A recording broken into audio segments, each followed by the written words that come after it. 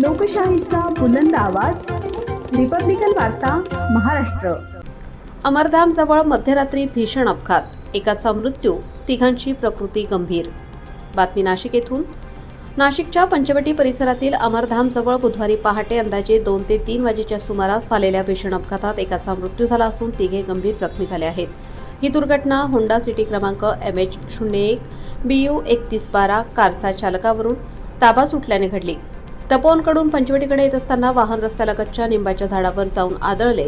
अपघातात सूरज संजय यादव याचा जागीच मृत्यू झाला असून राजेश हरी ठाकूर, प्रियांशू मोहित विश्वकर्मा आणि सतीश संतोष यादव हे तिघे गंभीर जखमी झाले आहेत। सर्व जखमी हे फर्निचर कामगार असल्याची प्राथमिक माहिती आहे। जखमींना तात्काळ रुग्णालयात दाखल करण्यात आले आहे।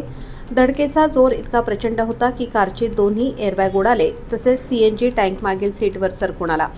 वाहनाचा पुढील भाग पूर्णपणे चकनाचूर झाला असून कार ओळखूही न येण्याजोगी झाली होती। अपघातावेळी वाहनाचा वेग सुमारे 110 किलोमीटर प्रति तास असल्याचा प्रत्यक्षदर्शींचा दावा आहे।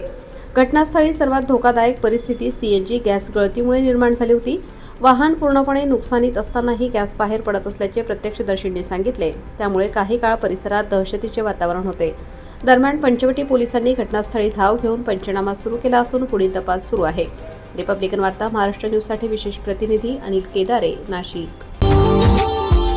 Subscribe now and press the bell icon. Never miss an update.